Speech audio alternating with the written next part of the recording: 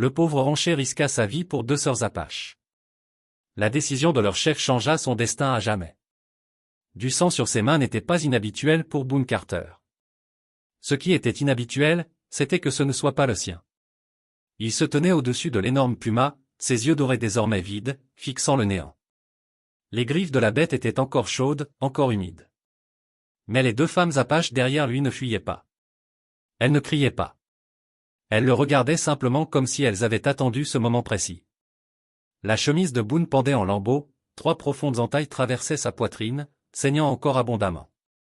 Sa lance improvisée, juste un poteau de clôture brisé avec un clou rouillé, gisait tordu et inutile à côté du prédateur mort. Toute personne raisonnable aurait fui. Toute personne intelligente se serait cachée. Mais Boone Carter avait fait quelque chose qui n'avait aucun sens.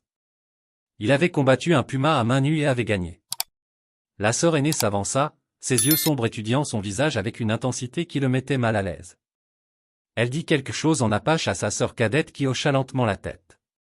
Puis elle regarda Boone et prononça des mots qui allaient le hanter. « Le chef vous attend. » Qu'il l'attende. Boone n'avait jamais rencontré de chef apache.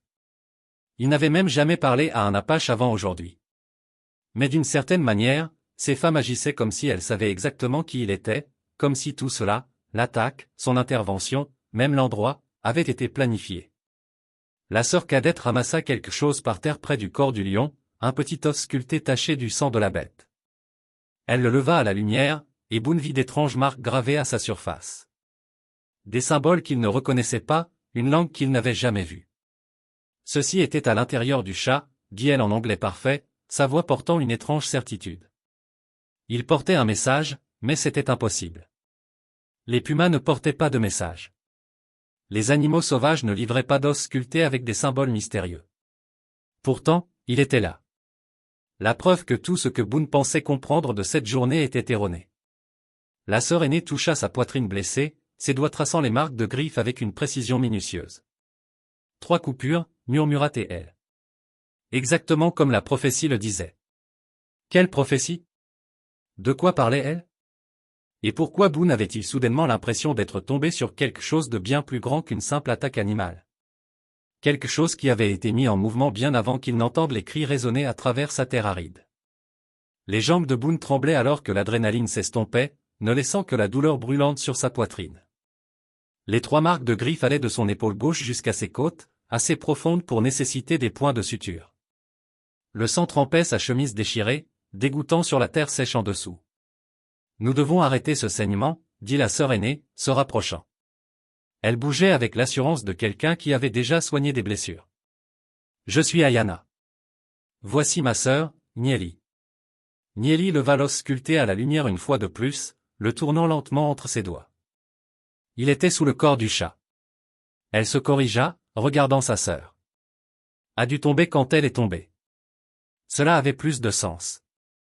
L'esprit de Boone s'éclaircit légèrement alors que le choc s'estompait. L'os n'était pas à l'intérieur de l'animal. Il avait simplement été sous la carcasse quand le puma s'était effondré. Quelqu'un a laissé tomber ceci ici récemment. Nieli continua d'étudier les marques. Ces symboles, ce sont des marqueurs territoriaux. Quelqu'un revendique cette terre. Ayana retira une poche en cuir de sa ceinture et commença à en sortir des bandes de tissu propres. Vous nous avez sauvé la vie, dit-elle simplement. Nous cueillions des plantes médicinales quand elle a attaqué. Vous n'aviez pas à risquer votre vie pour des étrangers. Boone grimpa alors qu'elle commençait à nettoyer ses blessures. La douleur était vive mais gérable. Je ne pouvais pas rester là et regarder, murmura-t-il. La plupart l'auraient fait, répondit Ayana. C'est pourquoi notre chef apprécie les hommes comme vous. Votre chef ne me connaît pas, dit Boone, la confusion évidente dans sa voix. Les sœurs échangèrent un regard. Nieli rangea l'os sculpté dans sa poche et se rapprocha. Il sait des choses sur vous, Boone Carter. Les nouvelles vont vite sur l'homme qui essaie de tirer quelque chose de cette terre asséchée au sud. Comment connaissait-elle son nom? Boone avait vécu seul sur son ranch en difficulté pendant 3 ans, arrivant tout juste à garder son peu de bétail en vie. Il parlait rarement à qui que ce soit, encore moins à des familles apaches. La sécheresse a frappé tout le monde durement, expliqua Ayana alors qu'elle travaillait. Vos voisins ont abandonné et sont partis. Mais vous êtes restés. Vous avez continué à travailler une terre que tout le monde disait sans valeur. Nieli hocha la tête. Le chef Takakota respecte la persévérance, surtout quand elle est pour les bonnes raisons. Que pourrait bien vouloir votre chef avec un rancher raté, demanda Boone. La question portait le poids de 3 années de déception, d'avoir regardé ses rêves mourir lentement sous le soleil implacable. Ayana finit de panser sa poitrine et recula. Qui dit que vous avez échoué? Avant que Boone ne puisse répondre, Nieli pointa l'horizon. Quelqu'un arrive. Au loin, un petit groupe de cavaliers approchait. Même de loin, Boone pouvait voir qu'ils chevauchaient en formation, disciplinés, déterminés. Alors qu'ils se rapprochaient, il compta 6 hommes à cheval, leurs vêtements en cuir et leurs cheveux longs les identifiant comme des Apaches. Ce sera notre frère et ses hommes, dit Ayana calmement. Ils chassaient le même chat qui nous a attaqués. L'estomac de Boone se serra. Il venait de tuer un puma sur ce qui pouvait être considéré comme des territoires de chasse Apache. Pour tout ce qu'il savait, il avait interféré avec quelque chose de sacré ou violé un accord territorial. Aura-t-il des problèmes? Demanda-t-il. Nieli sourit pour la première fois depuis l'attaque. Cela dépend entièrement de la façon dont vous répondrez à leurs questions. Les cavaliers étaient maintenant assez proches pour que Boone puisse voir leur visage. L'homme en tête se tenait droit et grand sur sa selle. Ses yeux sombres fixaient la scène devant lui. Un puma mort, 2 femmes apaches, et un rancher blanc ensanglanté debout au milieu de tout cela. Souvenez-vous, dit Ayana doucement. Répondez honnêtement. Le chef Takakota valorise la vérité par-dessus tout. Mais alors que les cavaliers approchaient, Boone réalisa qu'il n'avait aucune idée des questions qu'il poserait ni si ses réponses honnêtes suffiraient à le garder en vie. Le cavalier de tête mit pied à terre avec une grâce fluide, ses bottes touchant le sol sans un bruit. Il se tenait presque une tête plus grand que Boone, avec de larges épaules et des cicatrices qui parlaient d'innombrables batailles. Mais c'étaient ses yeux qui captivaient l'attention, perçants, intelligents, et étudiant actuellement chaque détail de la scène. Ayana. Nieli. Sa voix portait un mélange de soulagement et d'autorité. Nous avons entendu des cris. Cet homme nous a sauvés. Itankan, dit Ayana, utilisant ce que Boone supposa être un titre de respect. Le chat avait acculé Nieli contre les rochers. L'homme qu'ils appelaient Itankan fit lentement le tour du puma mort, examinant les blessures. 3 profondes peintures dans le cou du chat montraient où la lance improvisée de Boone avait trouvé sa cible. Des marques de griffes dans la terre révélaient la lutte. Les éclaboussures de sang racontaient l'histoire d'un combat désespéré. Vous avez tué cela seul? Demanda Itan, son attention maintenant entièrement sur Boone. Oui, répondit Boone, soutenant le regard de l'homme malgré sa présence intimidante. Avec quelle arme? Boone désigna le poteau de clôture tordu gisant à proximité. Cela est mes mains quand le poteau a cassé. Un des autres cavaliers chuchota quelque chose en apache. Itan le fit taire d'un geste de la main. Montrez-moi vos mains, commanda Itan. Boone tendit les bras. Ses jointures étaient fendues et enflées, ses paumes déchirées pour avoir agrippé le bois rugueux. De profondes égratignures couvraient ses avant-bras où les griffes du chat avaient raclé sa peau pendant la lutte. Itan examina les blessures avec soin, puis regarda de nouveau l'animal mort. Les pumas n'attaquent généralement pas pendant la journée à moins d'être désespérés ou de défendre leur territoire. Nieli sortit l'os sculpté. Nous avons trouvé ceci sous son corps. Quelqu'un marquait cette zone. Itan prit l'os, étudiant les symboles gravés à sa surface. Son expression s'assombrit. Ces marques. Elles ne sont pas apaches. Alors qui? Demanda Ayana. Des éleveurs de bétail de l'Est, dit Itan d'un ton sombre. Ils se rapprochent de nos frontières depuis des mois. Cet os est un marqueur de revendication territoriale. Boone sentit un frisson malgré la chaleur de l'après-midi. Il connaissait le type d'homme qu'Itan décrivait. Des accapareurs de terres impitoyables qui considéraient le territoire apache comme libre à prendre. Ils utilisaient l'intimidation, la violence, et parfois pire, pour éliminer tout ce qu'ils considéraient comme des obstacles. Le chat ne chassait pas, poursuivit Itan. Elle protégeait ses petits. Quelqu'un l'a chassée de sa tanière, l'a forcée à entrer sur un territoire inconnu où elle est devenue désespérée. Les pièces commencèrent à s'assembler dans l'esprit de Boone.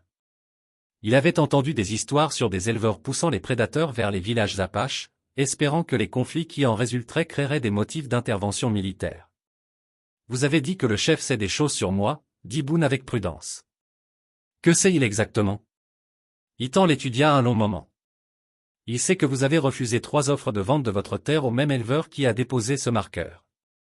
Il sait que vous avez partagé l'eau de votre puits avec des familles apaches pendant la sécheresse, même lorsque votre propre bétail mourait de soif. Boone était stupéfait. Il n'avait jamais pensé que quiconque avait remarqué ces petits actes de bonté.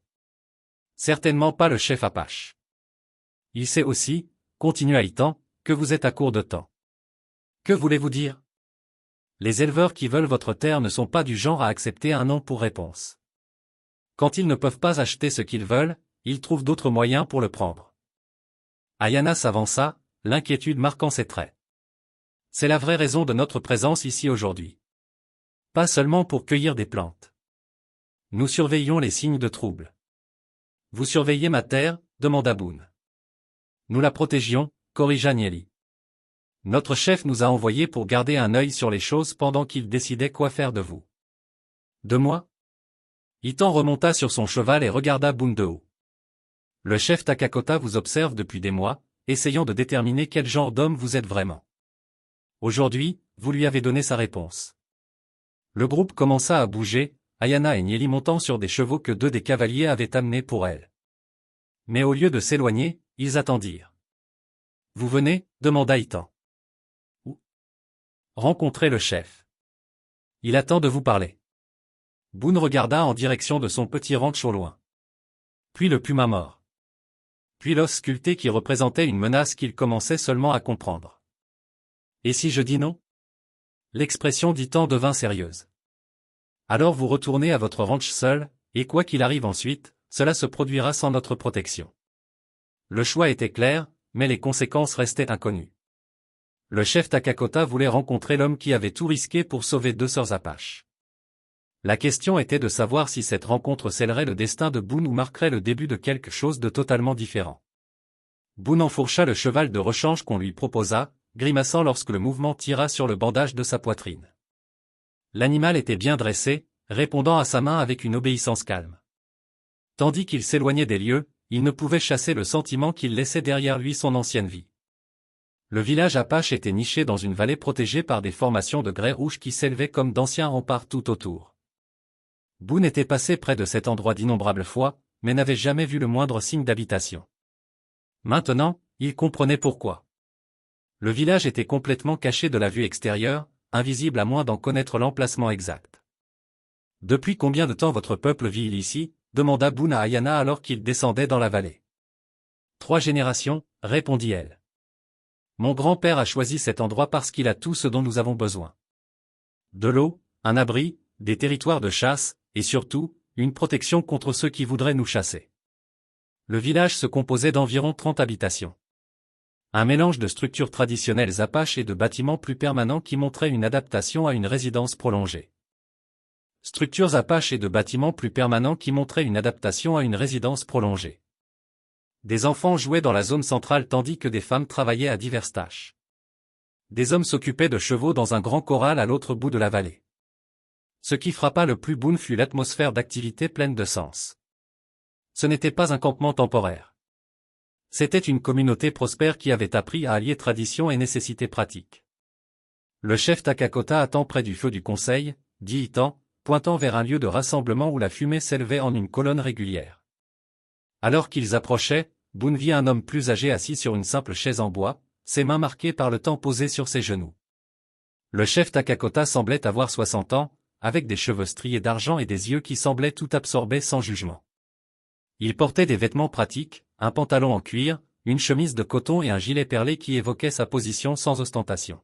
« Bienvenue, Boone Carter », dit le chef en anglais clair alors que Boone mettait pied à terre. « Asseyez-vous, je vous prie. » Boone prit le siège qu'on lui offrait, face au chef, parfaitement conscient que plusieurs membres de la tribu s'étaient rassemblés à une distance respectueuse pour observer la rencontre. « Mes filles me disent que vous avez combattu un puma à main nue pour les sauver, » commença le chef Takakota. « J'ai d'abord utilisé un poteau de clôture, » clarifia Boone. « Mes mains ont été le dernier recours quand le poteau a cassé. » Le chef approuva d'un hochement de tête. L'honnêteté. Bon. Dites-moi, que savez-vous des hommes qui veulent votre terre? Seulement qu'ils ont fait 3 offres pour l'acheter, chaque fois plus élevées que la précédente. Quand j'ai refusé la 3e fois, leur représentant a dit qu'ils ne demanderaient plus jamais. Savez-vous pourquoi ils veulent cette parcelle de terre en particulier? Boone secoua la tête. Ce n'est pas du bon pays pour le bétail. Trop sec, trop rocailleux. J'ai à peine réussi à garder une douzaine de têtes en vie. Le chef Takakota se pencha légèrement vers l'avant. Votre terre se trouve sur la route la plus directe entre leurs possessions à l'est et le territoire qu'ils veulent revendiquer ici. Sans elle, ils devraient voyager 2 jours de plus en contournant les formations de Mesa. L'importance stratégique devint claire. Le petit ranch de Boone n'avait pas de valeur pour ce qu'il produisait, mais pour l'endroit où il se situait. Ils la prendront d'une manière ou d'une autre, poursuivit le chef. Les hommes de cette espèce n'acceptent pas les obstacles. Ils inventeront des raisons pour vous évincer, prétendront que vous hébergez des criminels, que votre bétail est malade, ou que vous avez violé une loi territoriale qu'ils auront inventée. Alors pourquoi ne l'ont-ils pas déjà fait? Parce que prendre la terre d'un rancher blanc nécessite une justification qui satisfait les autorités territoriales. Prendre la terre de familles Apaches ne nécessite aucune justification du tout. La brutalité de cette déclaration frappa Boone comme un coup physique. Il commençait à comprendre pourquoi le chef Takakota l'avait observé, évalué. Vous pourriez vendre, suggéra le chef. Prenez leur argent et recommencez ailleurs. Je pourrais, admit Boone. Mais je ne le ferai pas.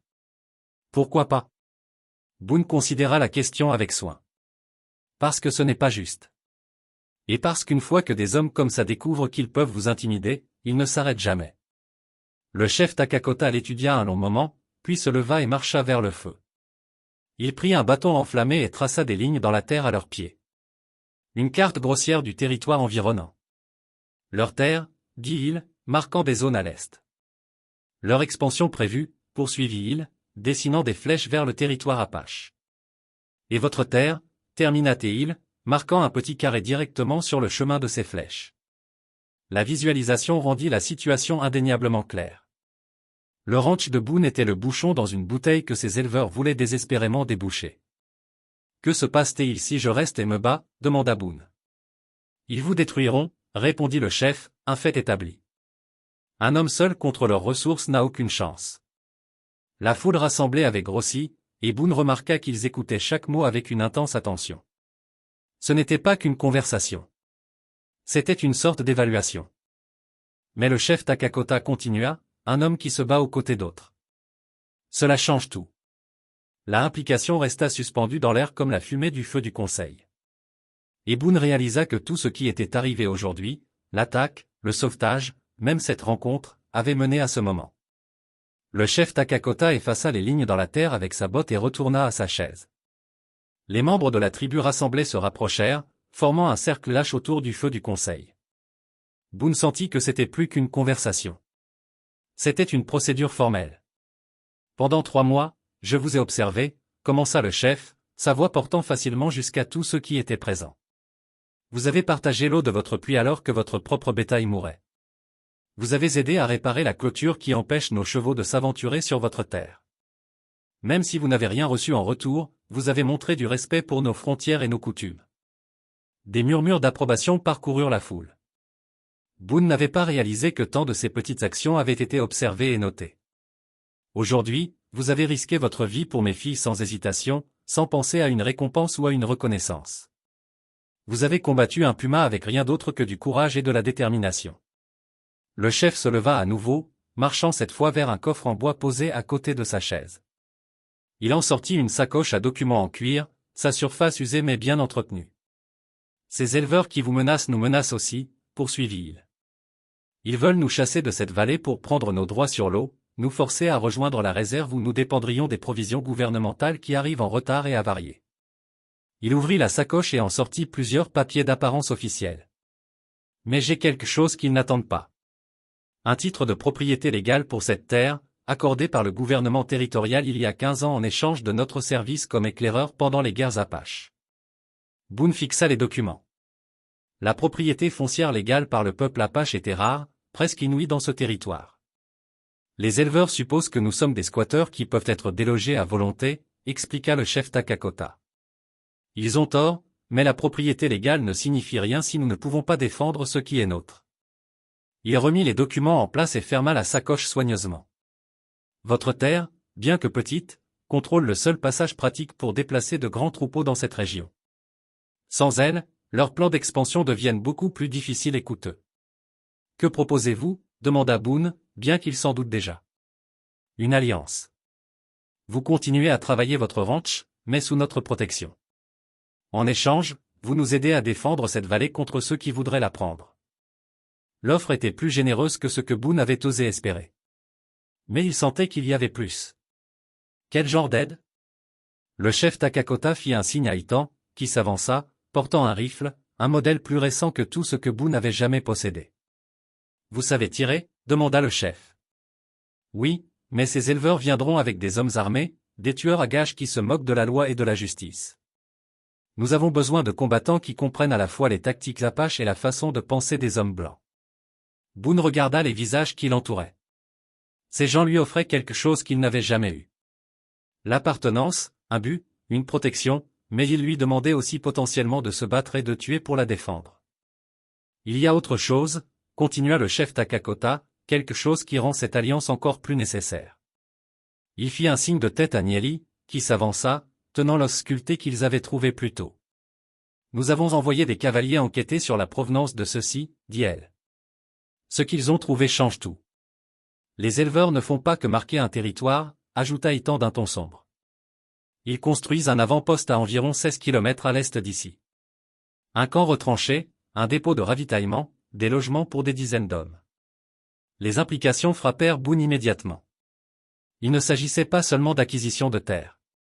C'était une occupation de style militaire de toute la région. Combien de temps avant qu'il ne soit prêt à bouger? Demanda Boone. 2 semaines, peut-être 3, répondit le chef Takakota.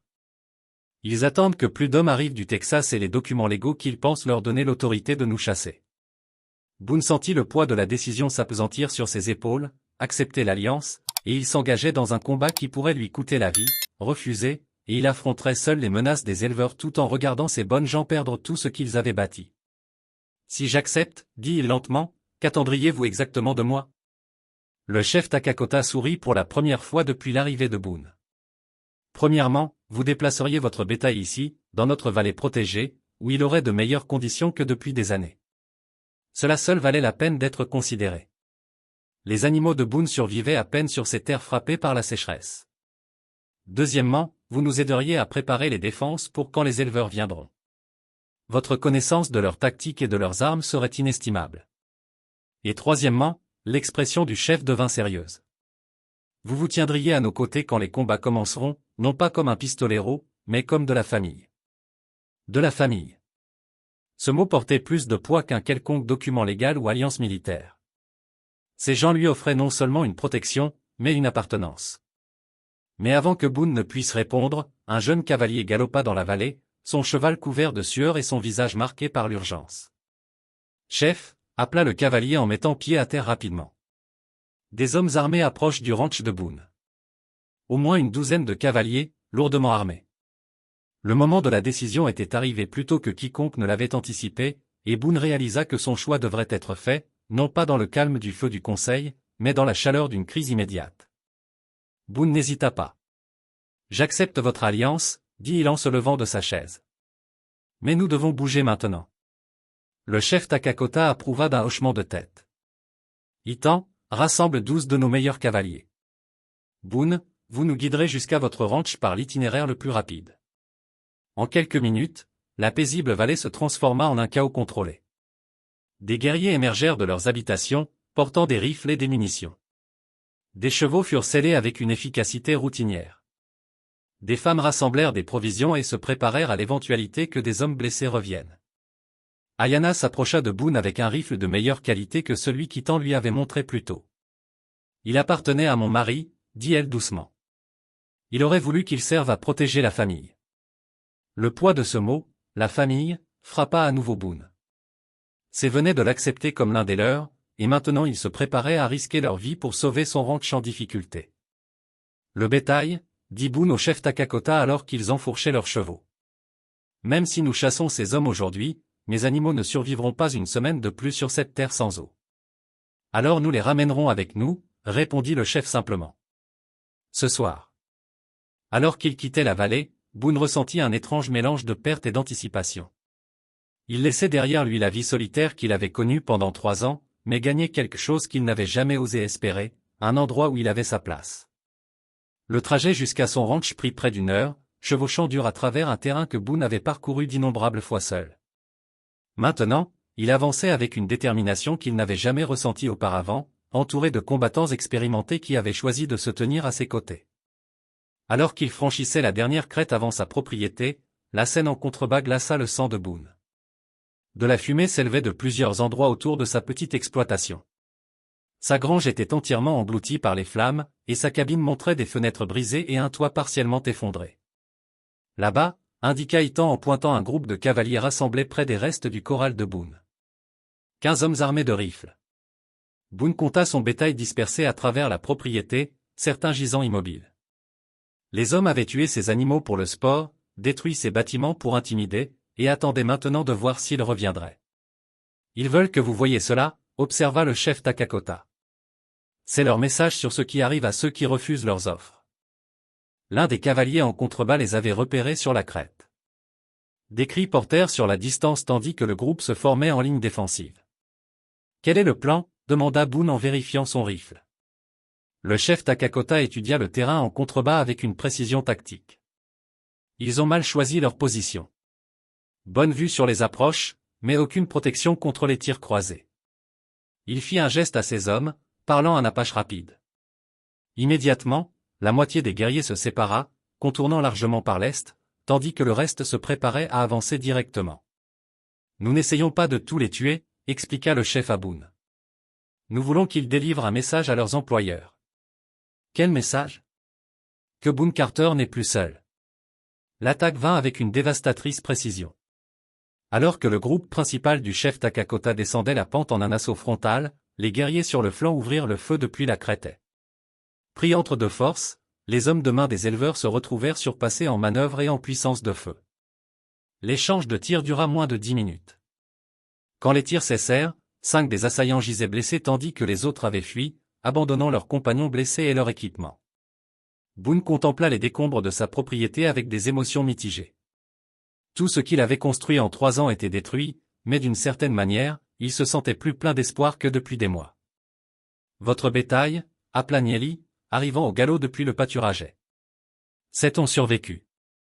Les autres, elle fit un geste vers les carcasses éparpillées. 7 animaux sur la douzaine qu'il avait eu tant de mal à garder en vie. Cela aurait dû être dévastateur, mais Boone ressentit plutôt du soulagement. Cette tête de bétail suffisait pour recommencer, surtout avec le soutien et la protection dont il disposait désormais. Le chef Takakota s'approcha de l'un des assaillants blessés, un jeune homme à peine sorti de l'adolescence qui serrait une blessure par balle à l'épaule. Dites à vos employeurs, dit le chef clairement, que cette terre appartient désormais conjointement à la nation Apache et à Boone Carter. Toute nouvelle intrusion sera considérée comme un acte de guerre. L'homme blessé hocha frénétiquement la tête, désireux de s'échapper avec la vie sauve. Et dites-leur, ajouta Boone, surpris par l'autorité dans sa propre voix, que la route à travers ce territoire est définitivement fermée à leurs opérations. Alors qu'il se préparait à partir avec le bétail survivant, Boone jeta un dernier regard aux ruines de son ancienne vie. La cabane où il avait vécu dans l'isolement. La grange où il avait stocké ses maigres provisions. Le corral où il avait gardé ses animaux en difficulté, le tout réduit en fumée et en cendres. Mais alors qu'il chevauchait de retour vers la vallée Apache, Boone réalisa que la décision du chef Takakota de l'accepter comme famille avait déjà commencé à changer son destin. Il n'était plus le pauvre rancher menant seul un combat perdu d'avance. Il faisait partie de quelque chose de plus grand, de quelque chose qui valait la peine d'être défendu, de quelque chose qui perdurerait bien après que les menaces des éleveurs aient été oubliées. La vallée Apache parut différente à leur retour. Là où Boone n'avait vu auparavant qu'un campement caché, il voyait maintenant un foyer. Les pâturages protégés, l'eau claire, le sens de la communauté. Tout ce qui avait manqué à son ranch isolé était ici en abondance. Ces 7 têtes de bétail survivantes, bien que maigres et stressées par le traumatisme de la journée, se dirigèrent immédiatement vers le ruisseau de la vallée. Pour la première fois depuis des mois, Boone regarda ces animaux boire à leur soif sans s'inquiéter de devoir conserver de l'eau pour le lendemain. Ils se rétabliront vite ici, observa Ayana, le rejoignant près du corral.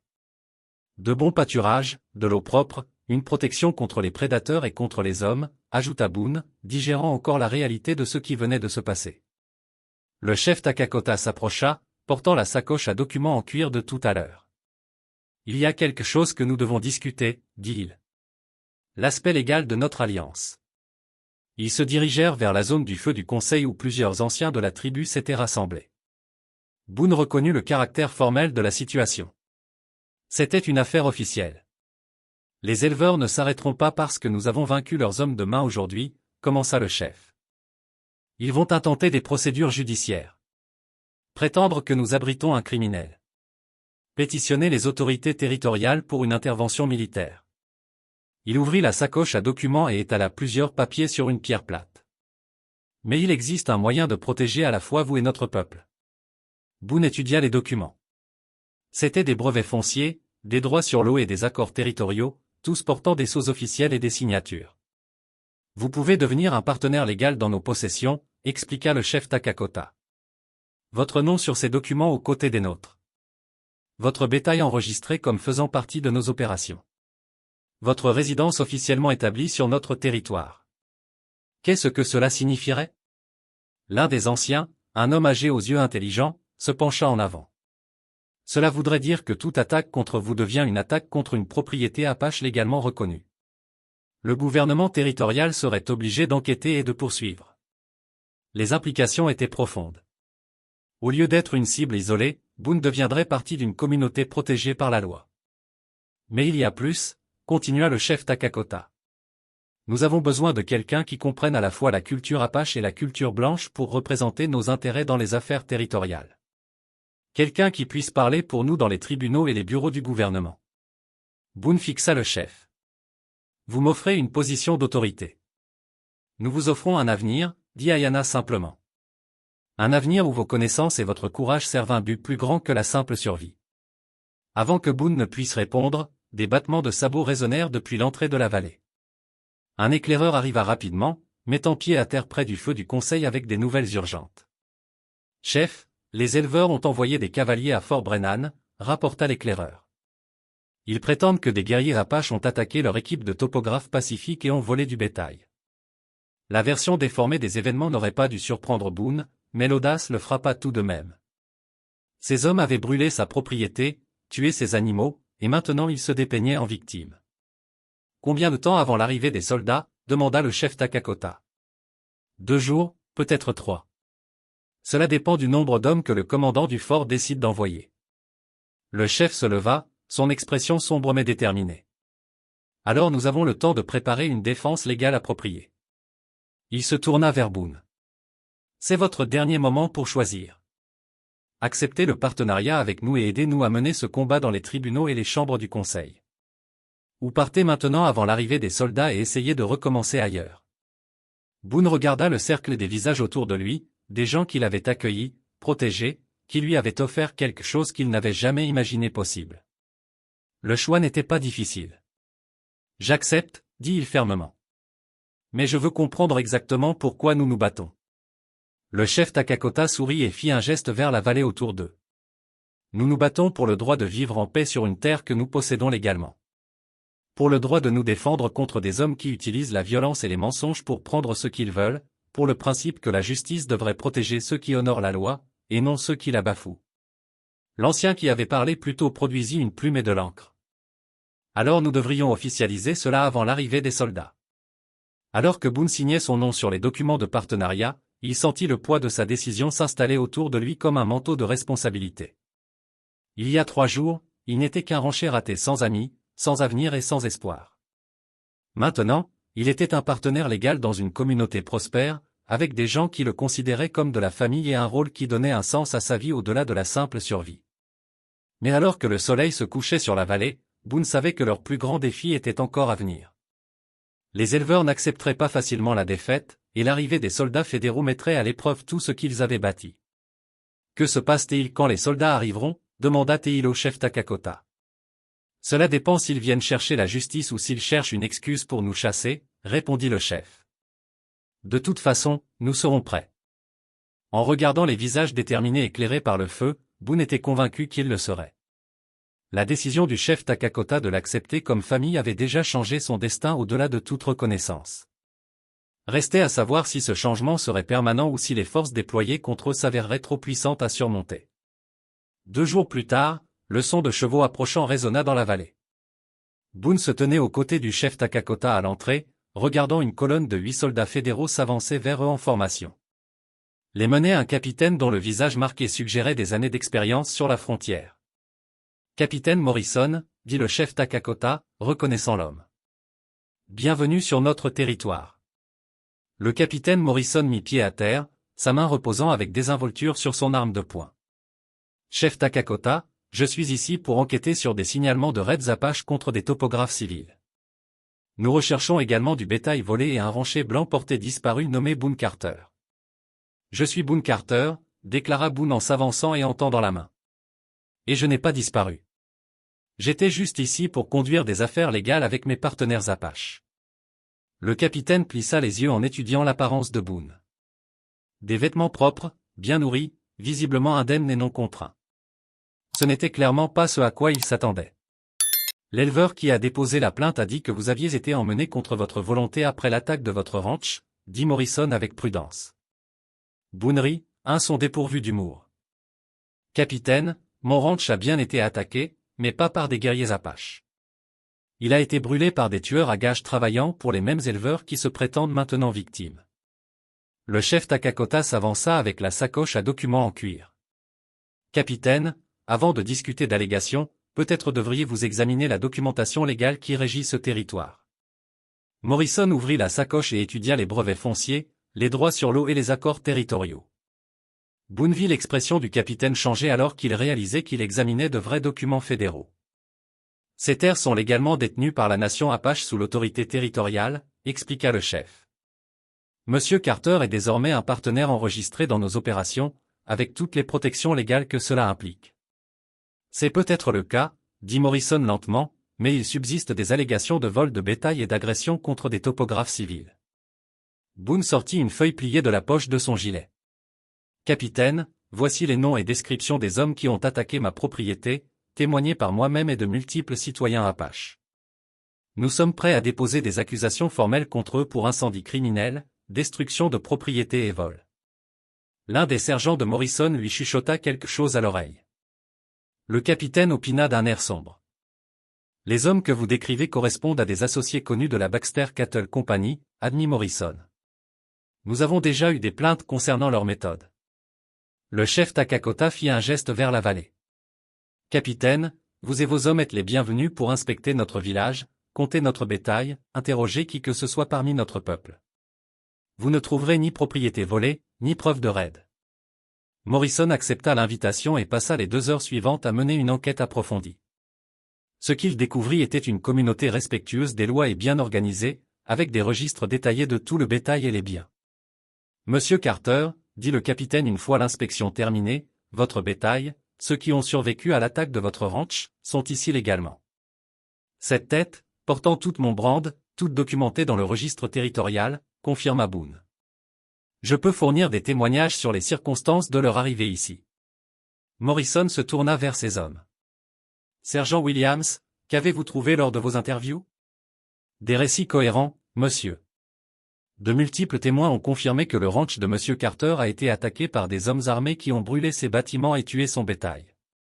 Les familles Apaches ont fourni assistance et protection. Le capitaine étudia la scène autour de lui.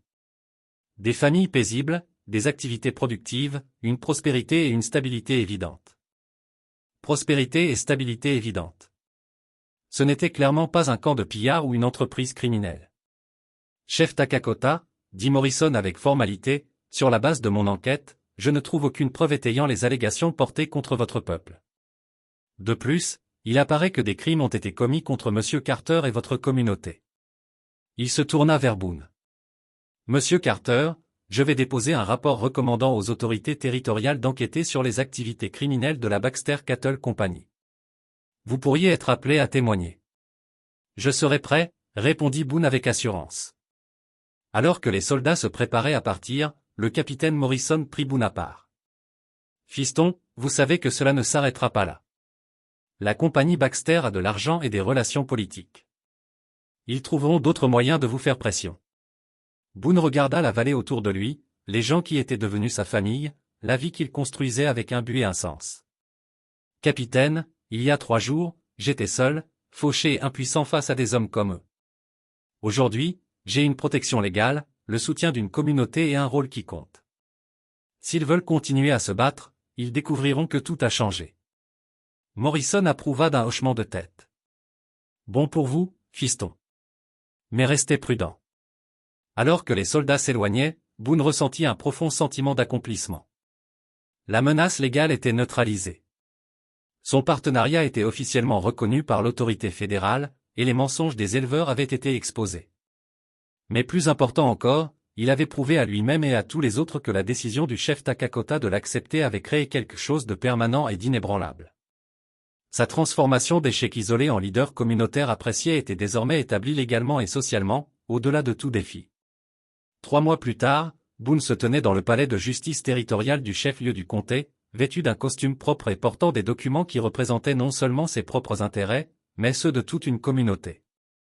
L'audience pour reconnaître officiellement les droits sur l'eau élargie de la nation Apache était l'aboutissement de semaines de préparation juridique. Monsieur Carter, dit le juge territorial, vous représentez la nation Apache en cette affaire. Oui, votre honneur, en tant que leur avocat et partenaire commercial légalement désigné. La transformation était complète, d'une manière que Boone n'avait jamais imaginé possible. Là où il avait autrefois lutté seul pour garder une douzaine de bêtes mourantes en vie, il gérait maintenant des troupeaux prospères qui se comptaient par centaines. Là où il se demandait autrefois chaque jour s'il survivrait une semaine de plus, il planifiait maintenant des mois et des années à l'avance avec confiance. La vallée Apache était devenue un modèle de coopération prospère entre les cultures. La connaissance de Boone du droit territorial et des pratiques commerciales blanches, combinée à la sagesse Apache en matière de gestion des terres et de conservation de l'eau, avait créé quelque chose de totalement nouveau dans la région. La Cour reconnaît la pétition de la nation Apache pour des droits sur l'eau élargie, annonça le juge après avoir examiné la documentation. Le partenariat légal avec les opérations de ranch de M. Carter fournit une justification claire selon le statut territorial. Dehors, devant le palais de justice, le chef Takakota attendait avec Ayana et Nieli. Les sœurs étaient devenues non seulement des amies, mais une véritable famille, consultant souvent Boone sur des questions qui franchissaient le fossé entre les communautés Apache et blanches. Comment cela s'est-il passé? Demanda Ayana. Une victoire complète, répondit Boone, incapable de réprimer sa satisfaction. Pleine reconnaissance des droits sur l'eau. Nos limites territoriales confirmées, et un précédent légal établi pour d'autres communautés Apache. Le chef Takakota approuva d'un hochement de tête. Votre peuple en bénéficiera autant que le nôtre. Des droits légaux sur l'eau signifient la sécurité pour tous dans la région. Alors qu'il se préparait pour le voyage de retour, une silhouette familière s'approcha depuis l'autre côté de la rue. Le capitaine Morrison, maintenant en civil, s'avança avec une intention évidente. Monsieur Carter, chef Takakota, dit-il en soulevant respectueusement son chapeau. Je voulais vous informer que l'enquête sur la Baxter Cattle Company est maintenant close. Compagnie s'est conclue hier. Et alors, demanda Boone. Des accusations fédérales pour conspiration, incendie criminel et tentative de vol de terre territoriale. 3 de leurs hommes sont déjà en détention, et les licences territoriales de la compagnie ont été révoquées. La justice avait été rendue. Mais plus important encore, la victoire légale établissait une protection qui perdurerait bien après que les criminels individuels aient été oubliés. Il y a autre chose, poursuivit Morrison. Le gouverneur territorial m'a demandé de vous transmettre une invitation. Il souhaite vous rencontrer tous les deux pour discuter de la création d'un service de médiation formelle pour les conflits fonciers impliquant les communautés Apaches. Cette offre représentait une reconnaissance au plus haut niveau du gouvernement. La confirmation que le partenariat entre Boone et le chef Takakota avait créé quelque chose de précieux et de permanent. Le voyage de retour vers la vallée les fit passer devant l'emplacement de l'ancien ranch de Boone. Là où sa cabane et sa grange s'étaient jadis dressées, de l'herbe neuve poussait désormais. Son vieux corral avait été démonté, son bois utilisé pour construire des structures dans le village Apache. Mais alors qu'il passait devant, Boone ne ressentit aucune tristesse pour ce qui avait été perdu. Cette existence isolée et laborieuse semblait appartenir à une vie entièrement différente, celle d'un autre homme. Le regrettes-tu parfois? Demanda Nieli, suivant son regard vers la terre déserte. Renoncer à ton indépendance pour faire partie de notre communauté. Boone considéra la question avec sérieux. Je croyais être indépendant avant, dit-il finalement. Mais je n'étais que seul. La vraie indépendance vient de la force d'aider les autres et d'avoir des gens sur qui compter quand on a besoin d'aide. Alors qu'il franchissait la crête surplombant la vallée Apache, Boone vit la communauté prospère s'étaler en contrebas. Des enfants jouaient dans l'espace central tandis que leurs parents travaillaient à diverses tâches. Le grand corral abritait des dizaines de têtes de bétail en bonne santé. Ces 7 animaux originaux s'étaient multipliés avec des soins appropriés et formaient maintenant la base d'un troupeau prospère. Le plus important, il voyait un foyer. Pas seulement un endroit pour survivre, mais un endroit où il avait sa place, où ses compétences et ses connaissances comptaient, où il pouvait construire quelque chose de durable. La décision du chef Takakota a tout changé, dit-il, parlant autant à lui-même qu'à ses compagnons. C'était la bonne décision, répondit le chef simplement. Un homme qui risquera sa vie pour les autres sans penser à une récompense se battra tout aussi dur pour protéger ceux qu'il aime. Alors qu'il descendait dans la vallée, Boone réalisa que le pauvre rancher qui avait combattu un puma pour sauver 2 sœurs Apaches avait disparu à jamais. À sa place se tenait un leader communautaire respecté, un avocat juridique et un membre fier d'une famille qui s'étendait bien au-delà des liens du sang. La décision du chef Takakota avait bel et bien changé son destin à jamais. Non par magie ou chance, mais par la simple reconnaissance que le courage et l'honneur, lorsqu'ils sont correctement soutenus et canalisés, peuvent transformer non seulement une vie individuelle, mais une communauté entière. Le soleil couchant baigna la vallée d'une lumière dorée, illuminant un avenir qui s'étirait devant eux, rempli de sens, de prospérité et de la conviction inébranlable qu'ils n'affronteraient plus jamais le monde seul. Si vous avez aimé cette histoire, cliquez sur la vidéo sur votre écran maintenant pour regarder un autre conte western inoubliable où le courage et le destin se heurtent de manière inattendue. N'oubliez pas de vous abonner et envisager un super chat pour nous aider à continuer à vous offrir plus d'histoires comme celle-ci. Votre soutien signifie tout pour nous.